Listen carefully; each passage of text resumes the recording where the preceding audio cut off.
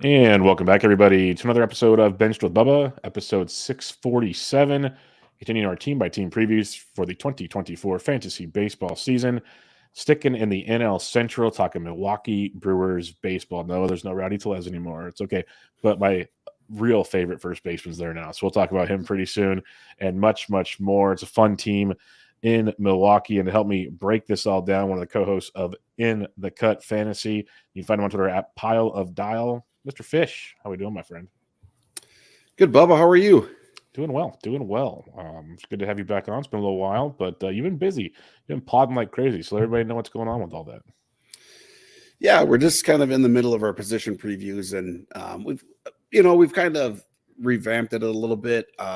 There's so many pods out there right now, including you and Bloom are doing an awesome job with yours. The position previews. There's so much, kind of repeating of the everything. So we kind of switched it up a little bit. We did third and shortstop last time. We kind of combined it, did like 5 guys we liked, 5 guys we didn't. So we'll finish up with outfield and pitchers, and then we'll get into some round table things and some ADP battles and some other fun stuff. Sweet. Yeah, no, it's a good pod. I know Bloomfield, he got me hooked onto it, and it's one of the go-tos. So we enjoy it thoroughly. So if you guys aren't listening to In the Cup Fantasy, make sure y'all check it out. Before we go player to player here, talking Brewers, let's just get your thoughts on what were your overall, I guess, thoughts for the 2023 season with the Brewers, how it ended. My Brewers, I don't know. It seems like they're just content with making the playoffs and not being a true legit contender. I mean, you have Mark Canha and you have Carlos Santana as your 3 and 4 hitters. It's like, I don't know. Those guys are good players, but you can't have those guys aren't your 3 and 4 hitters on a contender, So they always make these little moves. They're nice little moves, but they're never moves that put you over the top. Not since Doug Melvin, anyways, when they traded for CC back in the day. That was kind of a move to try to put you over the top. Yeah, that was awesome. But the pitching's obviously very good. Lost Woodruff now for this upcoming season, but yeah, it was disappointing the way they lost. But I went to game 1 against the Diamondbacks, and if they were going to lose to anybody, I was happy that they lost to the Diamondbacks because that was a fun team. Yep, that was a very fun team. They got to the World Series, obviously, that most people know by now. But yeah, that was a fun D-backs team for sure. That series between the Brewers and D-backs was kind of like two teams that none of the real quote unquote pundits thought were even had a chance, even after that round. And look what happened. So, like, I always liked the Brewers because they had the 3-headed monster on the mound. Just get to the playoffs; it could be fun. Obviously, Woodruff's gone. We'll talk about the other two later in the show, but they're still an interesting crew for this year. We'll see how it pans out. So let's talk about it. Let's start with the bats on this one. And Christian Yelich. I know we talked about him last year when we were talking about, okay, so this is kind of who he is now. He's not this MVP guy, but he's still a very formidable guy. Well, last year at 278 with 19 homers, 28 steals, 106 runs scored, and you still only have an ADP of 83 for Christian Yelich. Like that stat line comes back at 83. It's pretty darn nice, it feels like. So what are your thoughts on Yelich this year? I know he battled the back injury last year. Is that a concern for you? Yes, the back is a huge concern. I think that's what's keeping his price down. The change of the rules with the shift definitely benefited him. He pulls the ball a lot, hits the ball on the ground a lot. That's why you see his home run totals kind of, lower than you would think for a guy that hits the ball as hard as he does. Just too many ground balls. So, I think something along the lines of what he just did this past year. I think you could repeat that, but it kind of comes down to his back.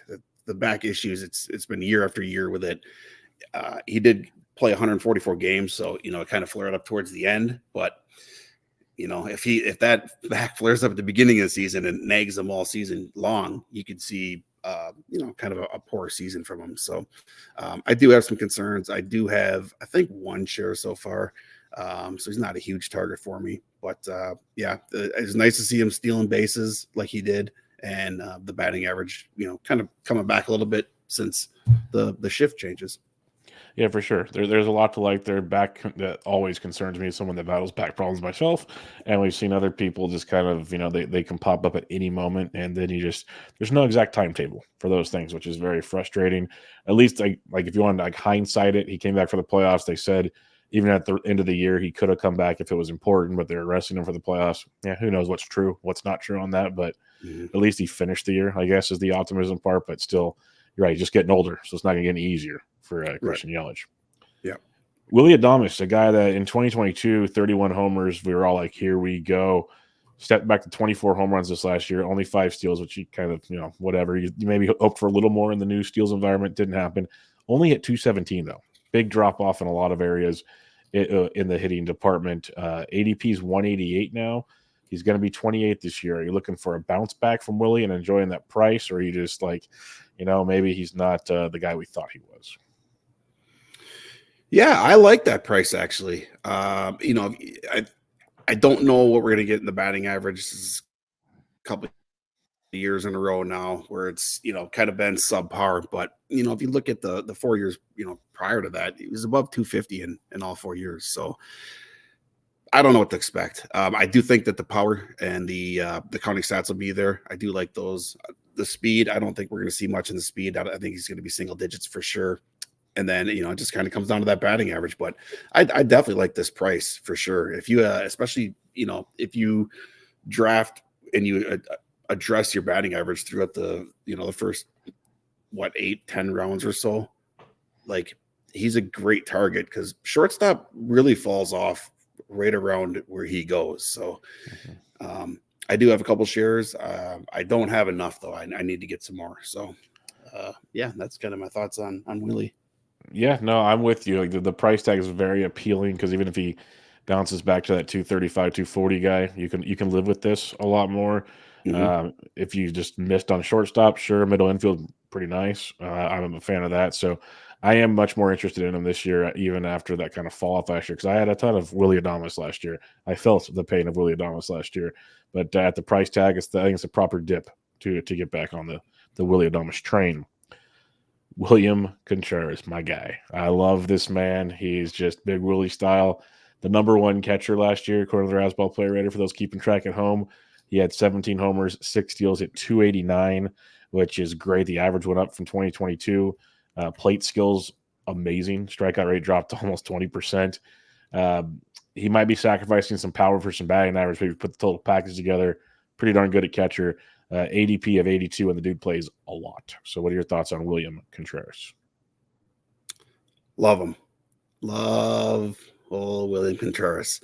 Um, there's a couple things that I do have just slight issues with. He does hit a lot of ground balls, but I think that also helps his batting average. So, there's a little give and take there. He does hit the ball hard, and he's young where he's right in his prime right now.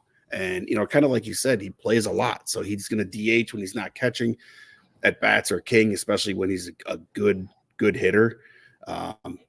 Counting stats are going to be there. I think we're going to see the power. I like the fact that he chips in a handful of stolen bases.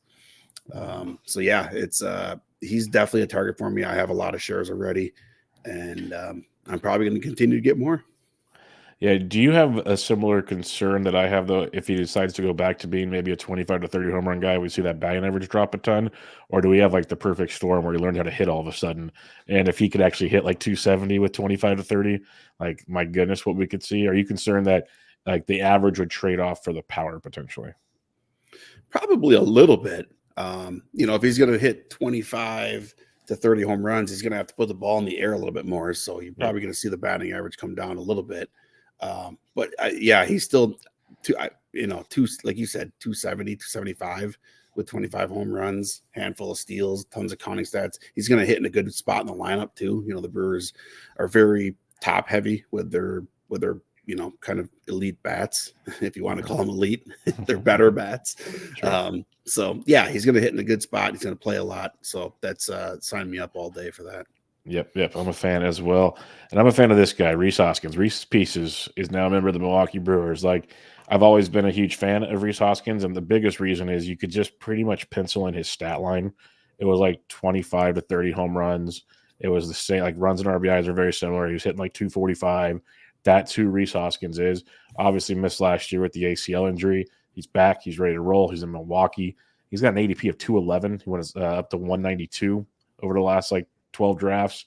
What's your thoughts on Rhys in Milwaukee? Because on paper, it seems beautiful. Yeah, I love it. I hope he can bounce back to be, the hitter that he was prior to the injury. He's the Brewers needed this. They need bats bad.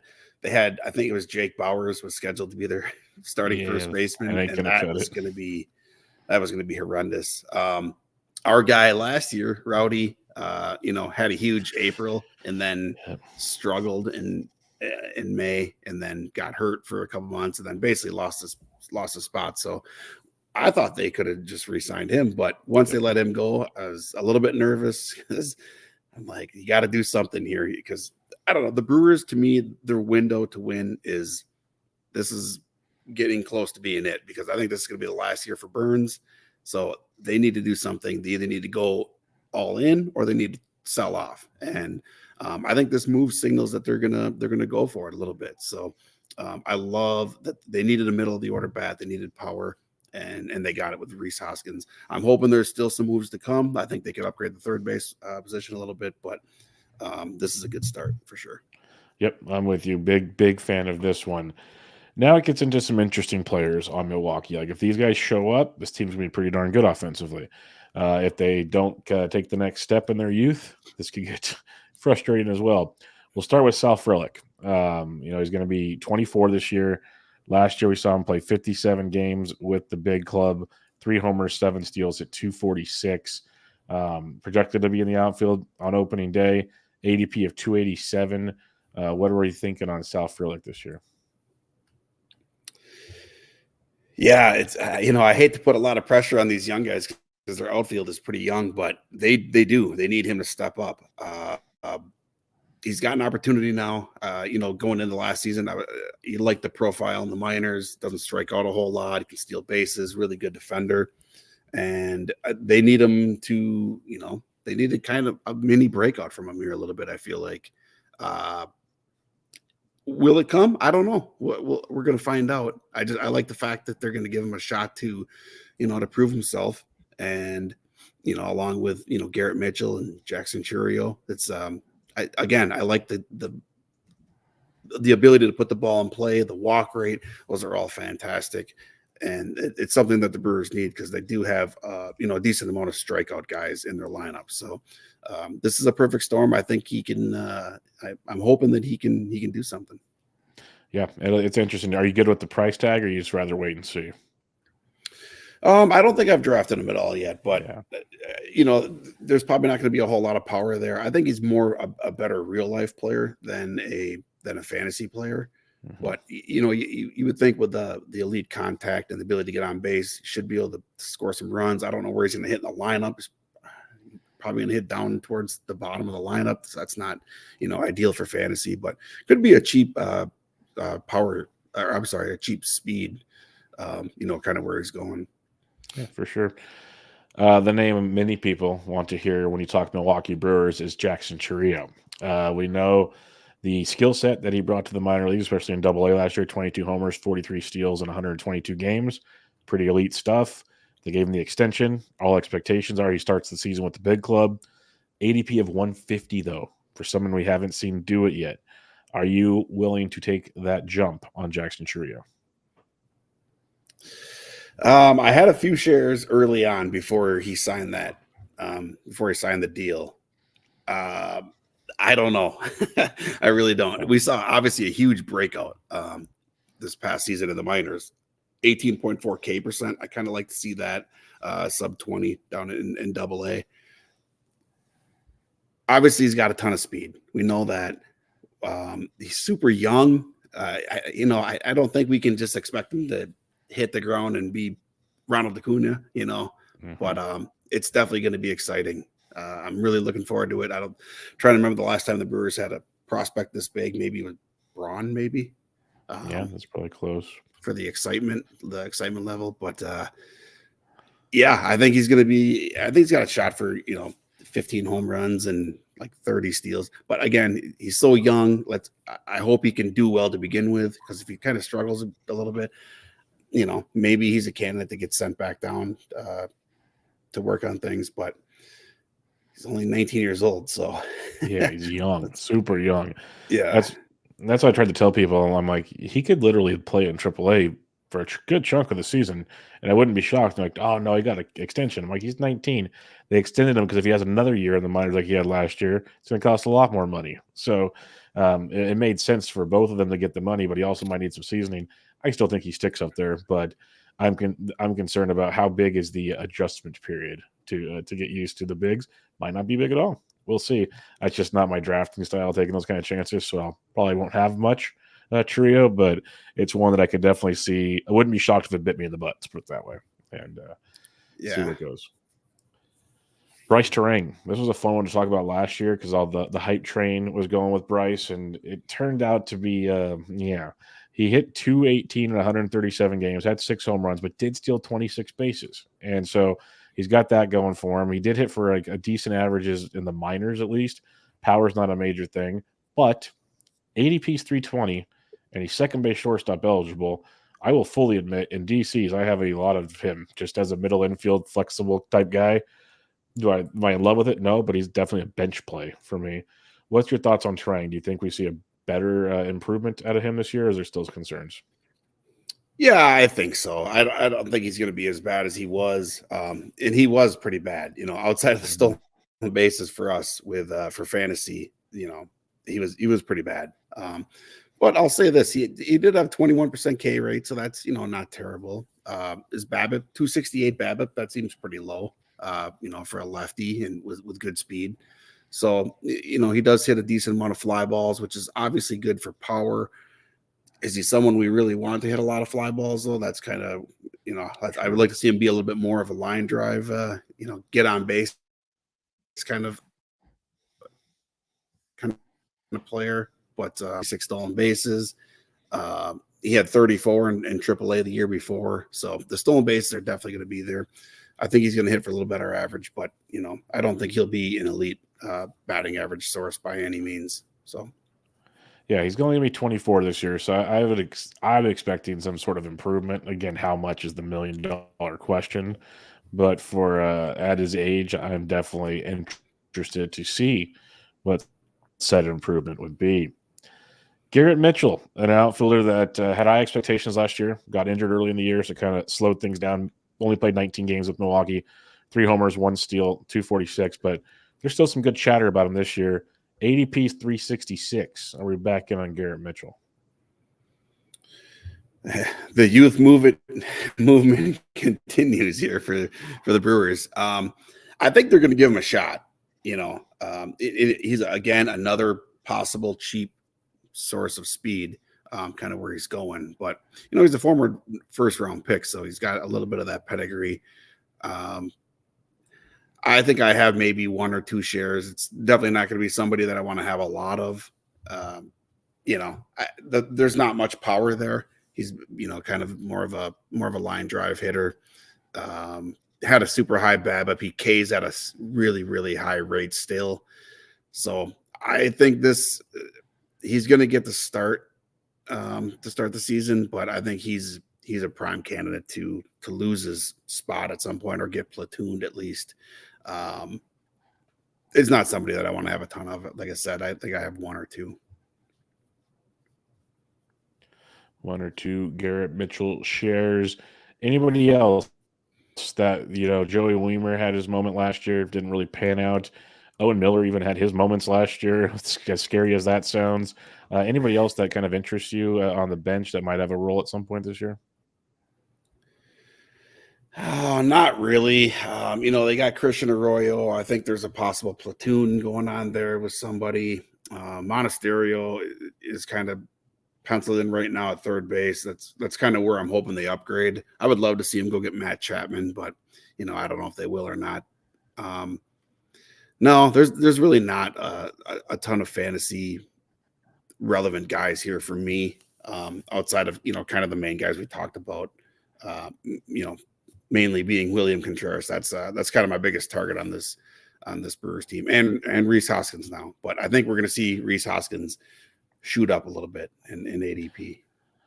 Yeah, a good question to that is Hoskins has like that 190-ish ADP. Where do you think he lands come main draft season? Well, it's going to depend. If he looks like he's 100% back to normal and ready to go and hitting ropes in spring training, he's going to go way up. I wouldn't be surprised to see him up by Torque. You know, I don't really see much of a difference there. If he's, back to his normal ways, I think that's probably where he's gonna 9th, 10th round, maybe. Yeah, no, that makes sense. I was thinking, around 120, 130-ish. So that does check the boxes there. Let's go to the mound. Corbin Burnes still checks out here. He is the fourth pitcher off the board, ADP of 23 right now. Technically the third because Shohei's not pitching this year. But when you look at Burnes, still at 193 innings last year. Ratios jumped to 3.4, which sad to say it's a jump. The strikeouts is more the concern in most books. But what are your thoughts on Burnes? Because I stepped back in this offseason because it felt like in season it was a bad season for Burnes. But when you stepped back, it wasn't all that bad. So what are your thoughts on Burnes this season? I like him. Contract year. He's still giving you a lot of innings. That's exactly what I like out of my ace. Not only in real life, but in fantasy. I like that 200 inning threshold for my ace. You're right, though. His Ks did take a step back, but I think, and I probably should have looked this up before I hopped on here, but I'm pretty sure the Ks picked up, the K rate picked back up the last couple months. By the end of the season, they did. Yeah. So his walk rate was up a little bit, though, which was kind of a little bit concerning for me. I don't like to see that, obviously. But, I don't know. I think I'm back in. I'm totally fine in round 2, middle of round 2 where he's going. I love that. You get one of those, you get one of those 5 category bats, and then you hit Burnes in the middle of the second, and you're off to the races. I like that a lot. Yeah, I've been when I initially did my rankings, I'm like, I'm not really a Burnes guy this year. I'm going to pass. Then I started doing drafts, and I'm doing a lot of DC 50, the 15 teamers. I'm also doing the NFBC 50s, the 12 teamers. And in a 12 teamer, you can get Burnes if you have I've seen the Acuna at 1, Burnes second pick type stuff in the round 2. It's nuts to have that kind of combo. So he's much more appealing to me than I thought he would be. Let's put it that way. Freddy Peralta. Yeah. Always love Freddy Peralta. This is a dude that really turned it on in the second half this past year. Finished the year with a 3.86 ERA, but more importantly, a 23% K to walk. It was over 30% in the second half of last season. ADP is 51, though, for Freddie. Are we buying it? So obviously we love the K rate, and that's something we're always going to love with the fantasy game. One concern I have is the innings. He's not going to go 200 innings. I don't think like Burnes would. I think he's more of like 160, 165 inning guy, which isn't bad. Obviously, I mean a lot of pitchers are around there these days. I like where he's going. I love him as an SP2. And maybe you get a Burnes Peralta. That could be fun pairing. That's definitely something that could happen in the draft room. I like Peralta a lot. Like that. That's a good target right there. And I believe in the 4th round, 15s. Yep, 4th and a 15. That's a nice SP2. Or would you be the question? I guess we have there. I know your style. You want one of the aces early because you want at least one workhorse. If for some reason, say you went 3 hitters early, are you okay with Peralta being your SP1? Yeah, I think I'd be okay with it. I would just have to make sure, I would already be thinking, who's my SP2 and 3? They got to be big innings guys. So if I could get Logan Webb to go with him, sign me up for that all day. That's a perfect combo. Maybe somebody like, I'm trying to think who goes in the 6th round that throws a lot of innings. There's not really a whole lot. That's why it drops off. That's why these aces are aces. It drops off pretty freaking quick. Yeah. Joe Ryan, I think he doesn't even go, maybe 170. Let's see, so you got Peralta at 51, Framber's at 62. Yeah, Framber, he throws a lot of innings. That'd be good. Webb's at 64. But yeah, you go to these other guys, it's a lot of 150 to 160 guys, which isn't bad. Luzardo actually threw quite a bit last year. if you believe in that. Eflin would be another guy. Joe Ryan, yeah. You're not going to get a ton of the big boys, though, like you said. So, Yeah. piecing it together. Yeah. All right, similar to the offense, things get interesting quick in the rotation, and we go to Wade Miley, who we always like to clown on. Doesn't strike out a lot of guys, but man, if you just look at that ratio number year after year after year, it's pretty darn solid, at least in the ERA department. The whip, could be a little better, but not bad. ADP's 470, though.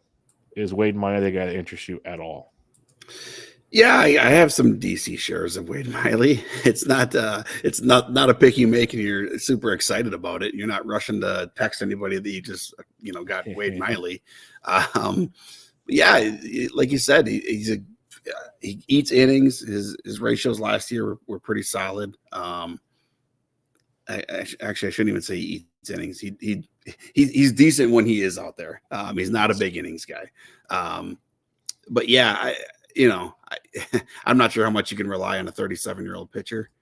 True. But he's fine for the rotation. But that's going to be somewhere they're going to need to upgrade. This is where losing Woodruff is just an absolute killer. Yes. Maybe Aaron Ashby is able to bounce back from his injury, but obviously you can't rely on a ton of innings from him either. I'm a little concerned that the bullpen's going to get overworked with this bottom half of the rotation. It's not good. So yeah, because you got Colin Ray, Joe Ross, they're the guys there now. Like I do like Ashby, but I'm with you. I don't know how many innings you get out of that.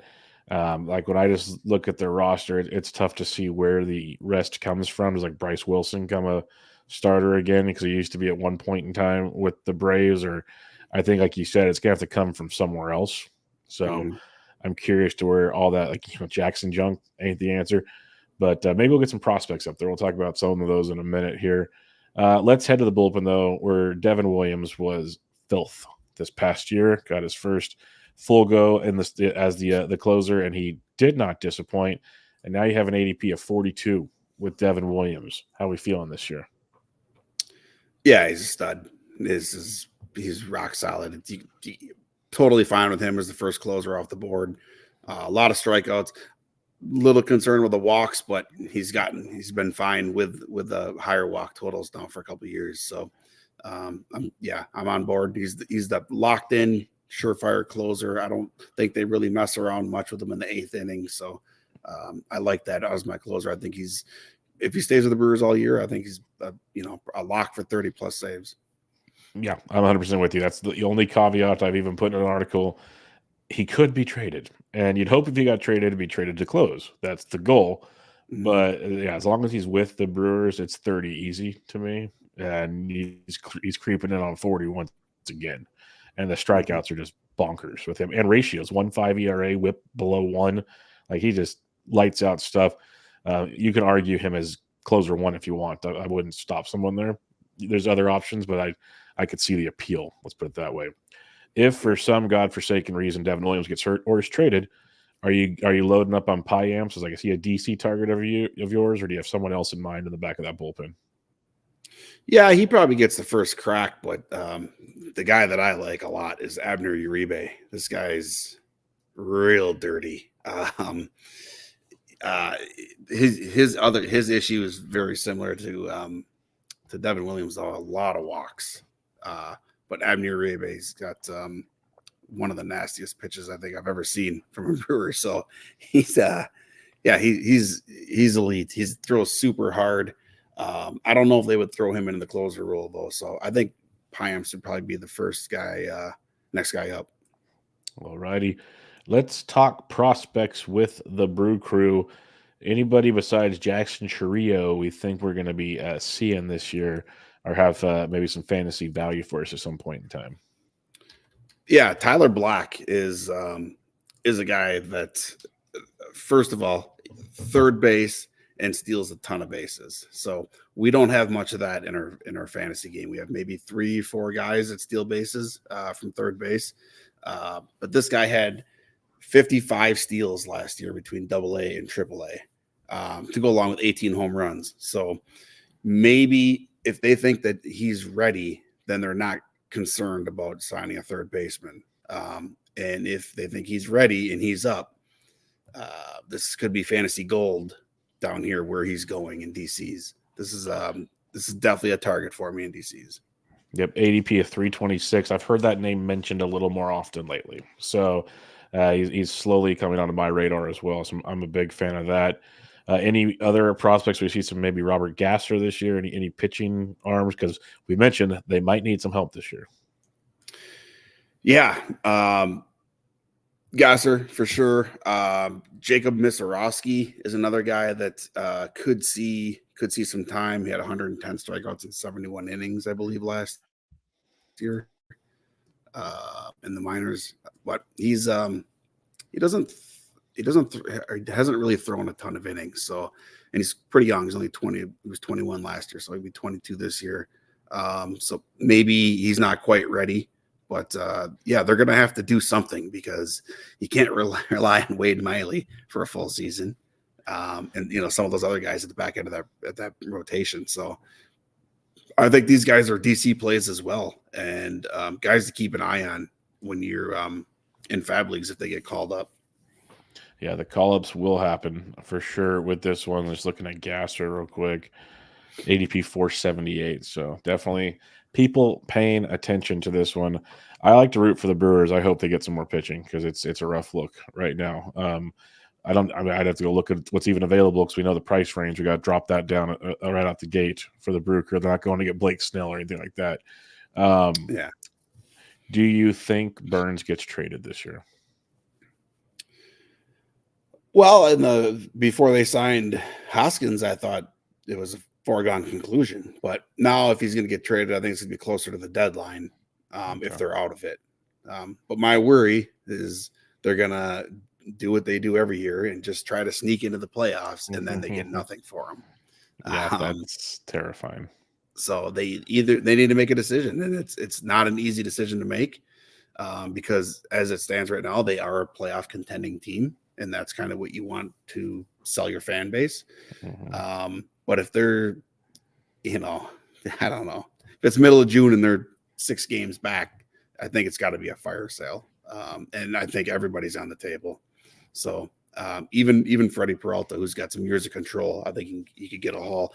And then I think you can just build around those young pitchers that we just talked about and Churio, and some of these, Freelick, the outfielders, and just kind of build around those guys and just try to load up the farm system. They already have a decent farm system, so they could, easily have the number one farm system and be ready to compete in a couple of years with a fire sale. Yeah, it's the reality of the situation. They might just have to make the tough decisions here.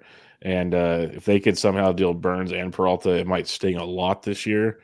But the returns, like you said, that could really – it'll jumpstart the return for the team a lot quicker than the alternative, obviously. So that'll be interesting to see.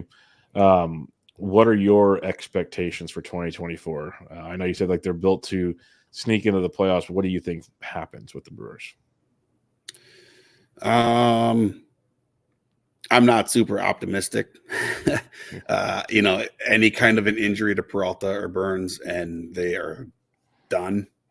Their offense isn't good enough to hold up just for 2 starting pitchers. And if you lose one of the starting pitchers, it's going to be ugly. I think that they're going to be in fire sale mode in come trade deadline. That's my prediction. All right. And last question I have for you. Have you started distributing high noons in Milwaukee? I don't know whatever their family stadium's called now. Nope. I sell in the Madison area, so I don't have the Milwaukee area. But no, I don't think high noons are in the Brewers Stadium yet. Man, every time I leave California, I see noons at every bar, every golf course. It's beautiful. Like pretty much any state outside of California, they're slowly incorporating places in California. Like I went to a golf course 2 weeks ago in Carmel. They had noons. I was pumped. I'm like, here we go. So we're starting to get it going here. But man, I got my buddy. I told you how I got my Wisconsin roots, kind of, and my transplant roots in Wisconsin. He sends pictures sitting at bars all over the place, and there's high noon sitting right next to the freaking Red Bulls in the fridge right behind the bar. And I'm like, God, that must be nice. That must be nice. Yeah, they're all over here. That's for sure. All right, but on that note, I could sit here and talk high noons to you all day. The listeners probably don't care though, so we'll cut it off on that one. But before we head out of here, remind everybody where they can find you and what you got going on. Yeah, just check out our podcast, In the Cut Fantasy Sports Podcast. We do basketball, we do baseball. Obviously, we're not doing any basketball right now. It's all baseball. So, yeah, just check us out there. All right, everybody. This was Benched with Bubba, episode 647, the 2024 Milwaukee Brewers team preview with the one, the only, John Fish. Catch y'all next time.